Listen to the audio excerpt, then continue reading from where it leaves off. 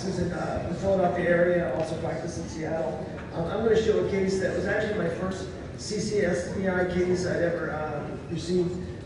I was asked to do a patient that had an occluded right jugular vein, and the patient had never had an intervention before, but he did have a central venous catheter. He'd had MS for 5 years and had relapsing remitting, and he was seeking out therapy. He was seen at another institution where they were unsuccessful in canalizing this vein, and I had experience at doing these central vein occlusions, and he was sent in to see me.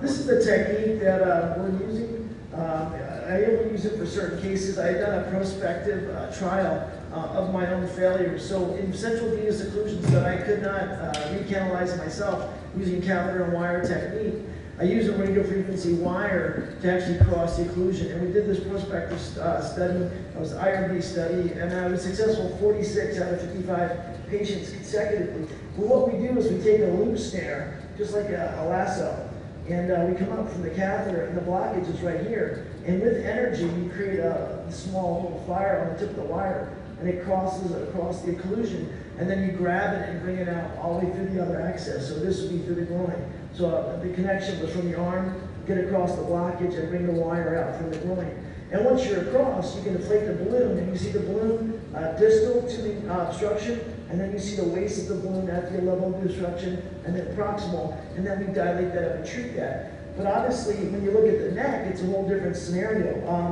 A lot of anatomy, a lot of important critical structures going through the neck, and a very small amount of distance.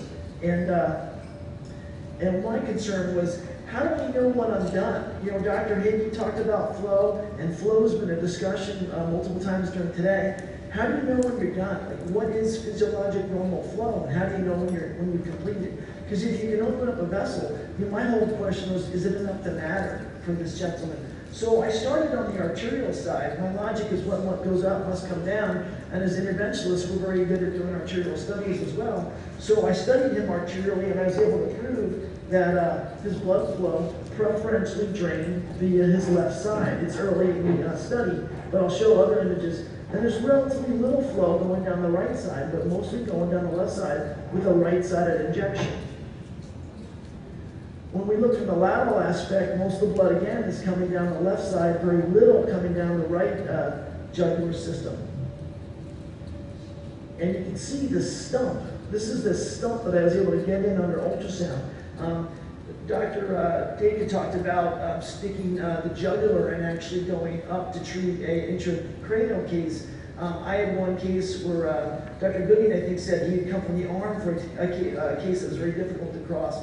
I had one case where I couldn't get across the IJ stenosis, and I knew it was there because on ultrasound the vein was 22 millimeters in diameter, but I couldn't find my way across it.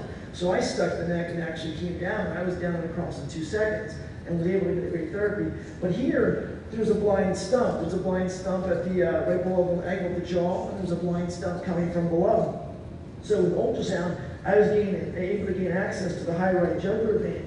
And then when you inject this, you just see this mass of collaterals. These are all anterior cervical, external carotid collaterals, all leading to nowhere. But this is the actual catheter, and when you push and push and push, you follow the track of where the vein used to be. But once again, you have to cross back into the lumen, in a sense, going from London to France via the tunnel. You got to cross back into the true lumen. And that's where the energy of the wire comes into play and allowed me to cut through the passage. And then once I have the passage created, I was able to do a very careful angioplasty, because you want to make sure you're not going to leak into the chest. Obviously, you can't contain that leak if that were to occur. But once I proved that the tract was open, I was able to stent it and then dilate it further. But physiologically, at the end of the case, I go back up, and I studied arterially, and I injected that right internal carotid artery again. And when I come back down, and you can see the relatively symmetric drainage from the arterial side. And at the end of the case, here's the stented right internal jugular, and here's the left. And you can see how, even with the right-sided injection, I'm still filling both internal jugulars, but you can see it's a much more symmetric result. And this guy actually did well. So it's an interesting case, not very common. But here, it took all the interventional skill set that we use, these different tools that we use in all our various cases, but in a unique situation for CCSVI. Well, thank you.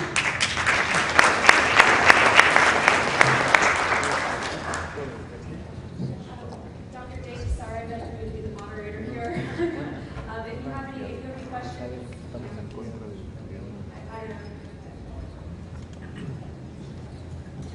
Maybe we could ask the audience if they have any questions. Okay. Any questions for Dr. McGuckin about that? I know. Yeah. Bill? Well, Dr. McGuckin, I mean, the one anxiety everybody has is, so-called stroke, especially from the neurologist, because of course, but once we go into the carotid, which you've done twice, don't we dramatically increase our potential risk from the procedure? Well, I mean, the risk of diagnostic carotid arterial is about 1 in 10,000. Absolutely. It's got a risk. Absolutely, 1 in 10,000.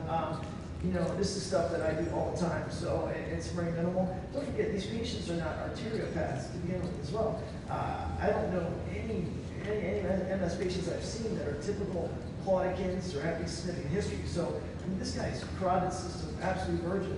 So, is it an increased procedure for this? Absolutely. But did I think I needed guidance to actually help me? I mean, I think it was very pertinent for this procedure. And at the end of the day, once again, I needed to know I was done. Because don't forget, in a new fresh tract, when you're dilating this tract, I didn't know how big was enough, because I'm going to make it bigger and bigger depending on the symmetry, right? Because the resistance to flow. So my logic was that, by doing the arterial study, I was able to get that gauge live. Thank you. Have any other questions? Okay. Good job. Good job. Dr. Bureaucracy.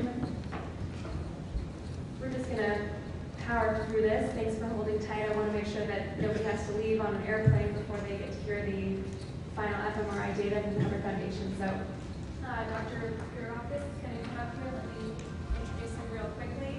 He's a research scientist at the University of California, San Diego, Department of Radiology. And he previously worked as a research associate for the Salk Institute. His current research is focused on functional neuroimaging.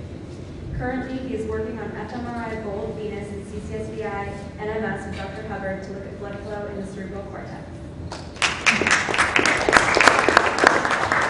Thank you.